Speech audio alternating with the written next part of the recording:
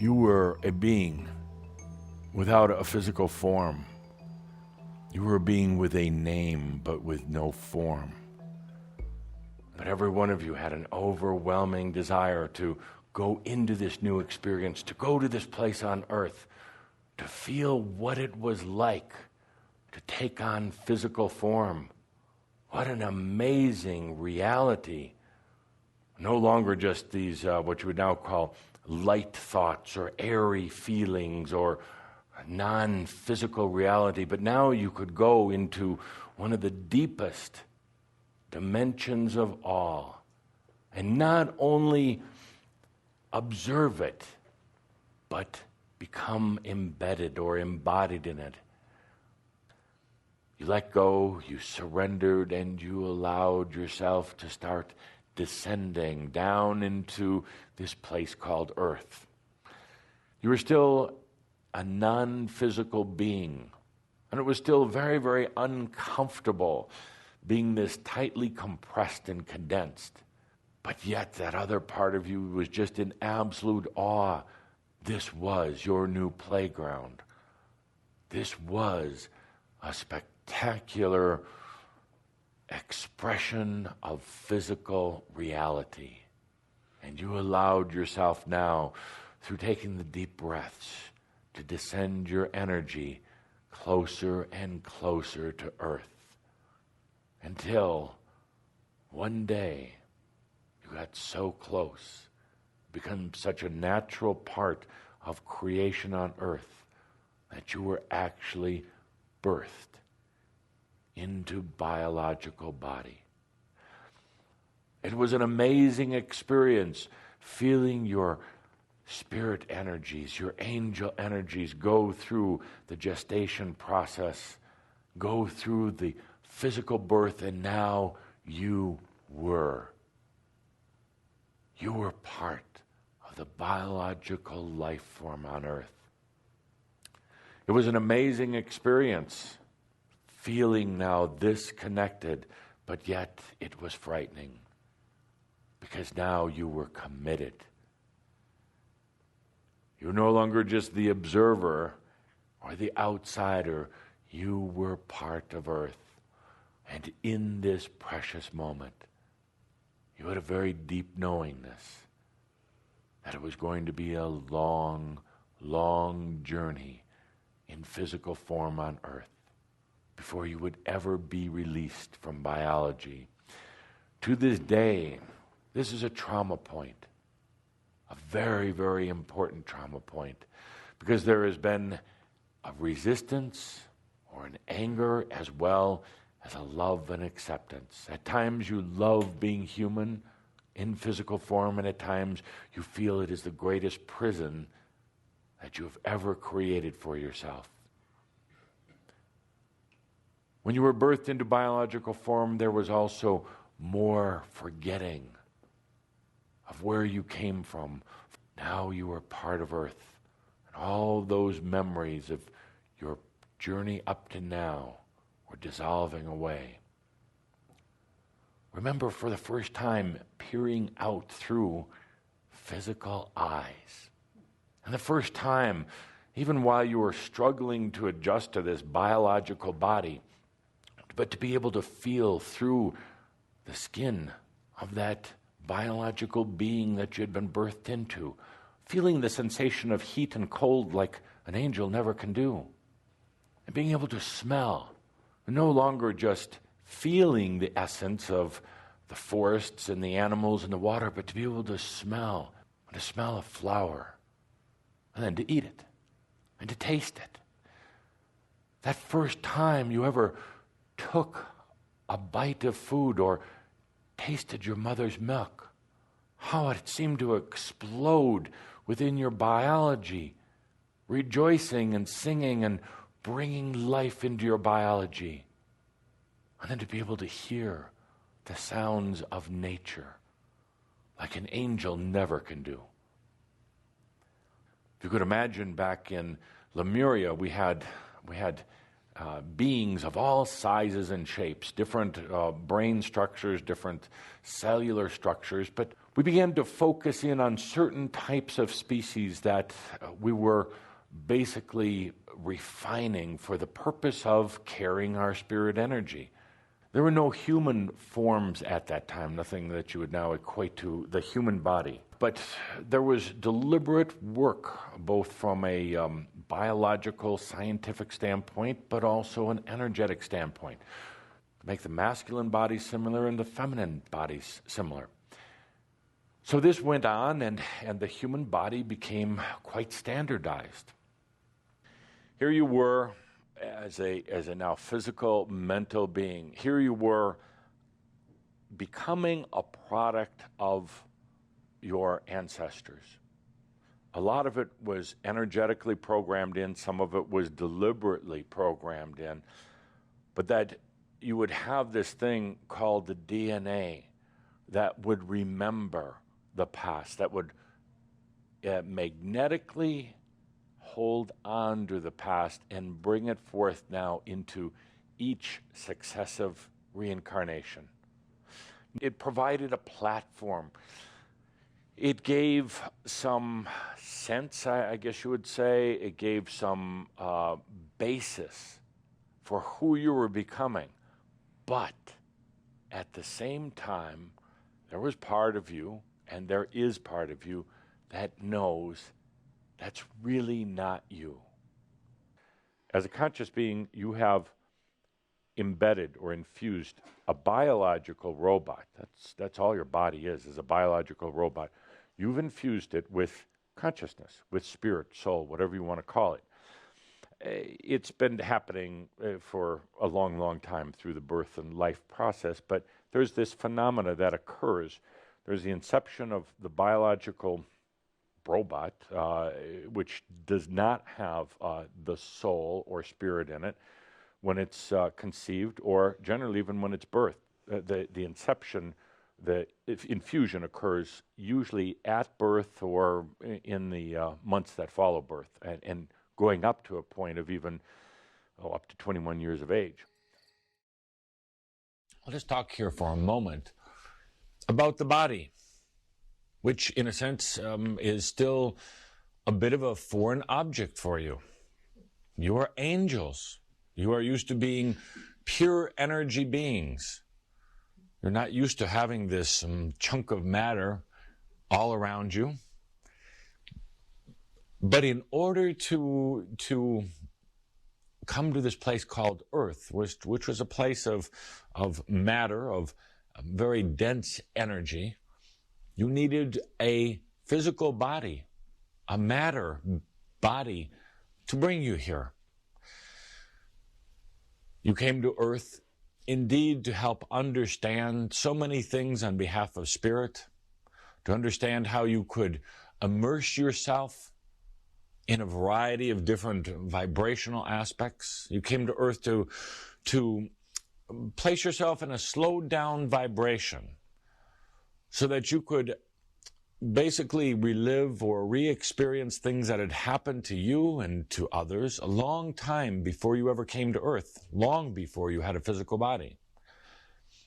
So you allowed your angelic energy to change its vibration, what you would call a lowered vibration state, but to resonate at a different level in order to bring this body to Earth. The whole idea of a physical body is so that you can experience the elements of duality, of time and space, density, so that you can experience what it feels like to walk on the ground and breathe the air.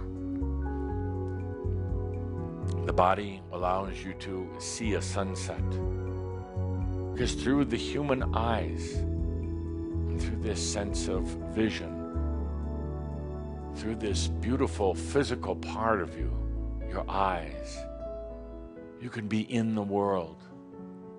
You can see the world. You have all the different human senses that allow you to have a sensual experience in the physical body. Oh, what some angels wouldn't give to have this. ability to touch, ability to have a fine meal, smell the fragrance of the flowers. The body allows you to have a sensual experience on this planet.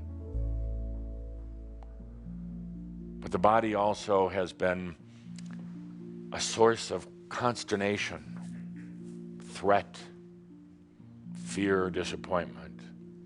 Body eventually wears out, causes this thing you know as death. It's interesting because people fear death because they think it's more than just the death of the biology. They think it's the death of the identity. It's really just the body letting go.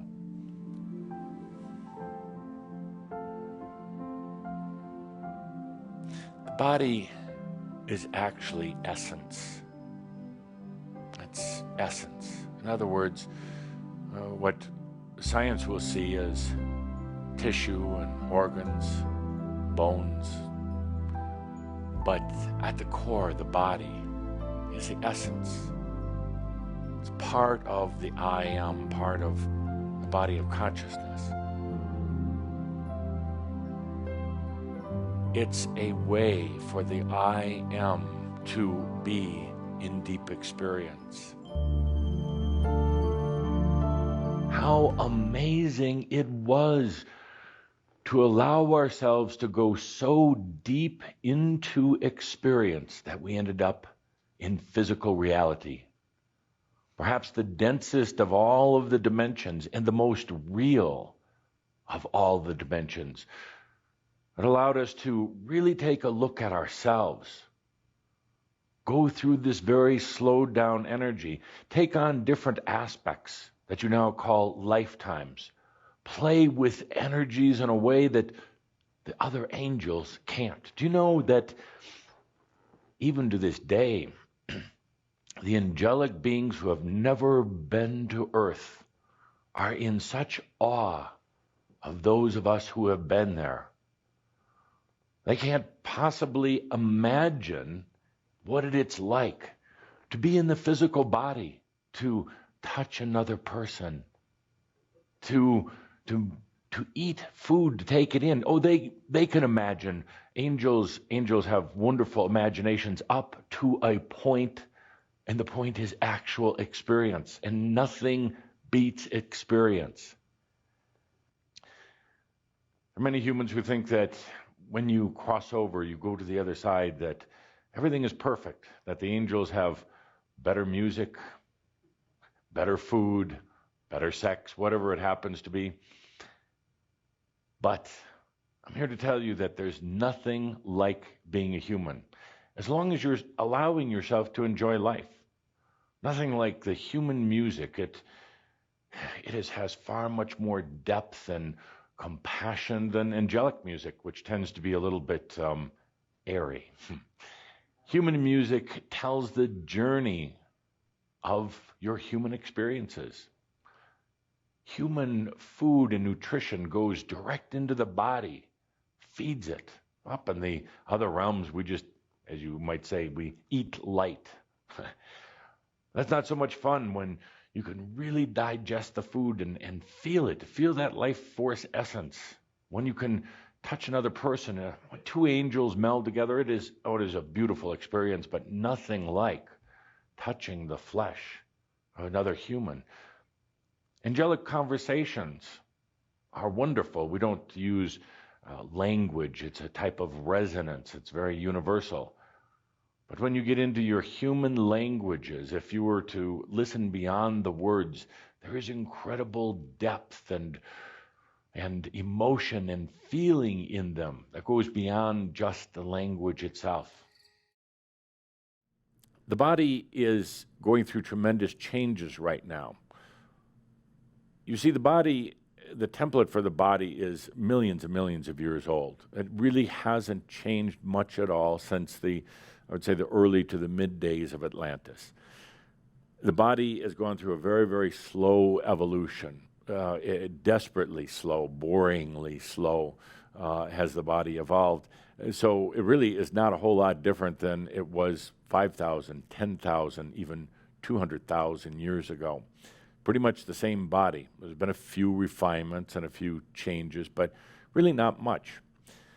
The cycle, the evolution of body changes literally is somewhere in the neighborhood of 400,000 to 500,000 years the way it's going now, or up to now.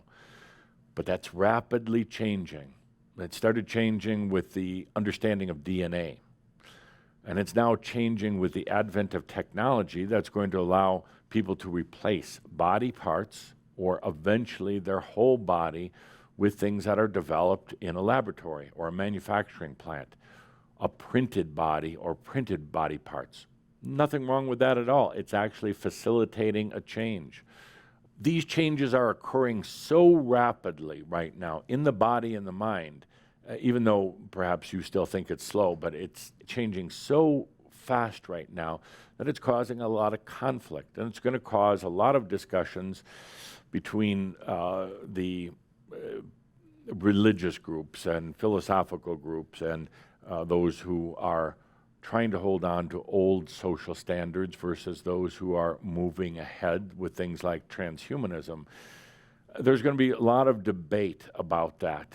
And there are going to be literally, you're going to see it within, I'm going to say about the next 8 to 9 years, people who are going to be entities who are going to be trying to come back for another lifetime on the planet in a totally manufactured body, to reincarnate into a manufactured, really basically non-biological body. There are those already on the other side who are preparing for it, who are desiring it, who are going to try to bring their spirit back into a printed body. Now, it sounds strange, my friends. It sounds strange indeed, but it is happening right in front of you. Evolution is generally very, very slow. It occurs over, as you know, millions of years, but right now everything's taking that quantum leap. Even fundamental biology, even fundamental evolution is changing very, very quickly right now. Why? Because humans have asked for it. Humans have demanded it. The humans, including so many of you as leaders in this No More movement, have said no more of this slow evolution. It's time now for the new human species, so it becomes so. Some will call it the age of Aquarius. Others simply say it's the new era. I say it's the time of the new human species on the planet. It's time to get off of the old karma. It's time to particularly get off of the linear path of time. It's time to really blow those things up and allow a very fast transformation from the current patterns of the human species now into the new human species. There's a lot of research going on, unbelievable amount of research right now due to the coronavirus that's not necessarily going to find the solution to coronavirus, but will find the solutions to many other things in the genome, in the coding of human biology. And what's going to happen for most of humanity is there are going to be technology, nanotechnology, and biotechnology solutions or attempts to reinvent the human body. And this is, again, not something way off in the future. This is this whole period right now with all the focus on the inner workings of the biology because of coronavirus is going to be phenomenal what comes out of it. We're going in a little bit different direction. We're not going to be augmenting or supplementing the body necessarily. There are certainly things you can do that are just fine, but we're going in on an energy level into the body, into the DNA and the entire genome, and recoding it on the fly, in other words, while you're still in the body, to really have the and of your physical body and your light body together. Aches and pains right now are just part of the story of getting there. The other kind of body is going to be the light body. And very few people are going to know about this or hear about it. It's not going to hit the news like the technology bodies, but it's what we're doing. We don't need the technology to do it. We don't need an outside force intruding on biological energy, forcing it to change. We're simply allowing it to change. You're allowing yourself to come into your, let's call it your light body, your I am vessel for experience on this planet, for sensual experience. It's going to be a big shift in your biological experience. Instead of survival body, you're going to go into a sensual body.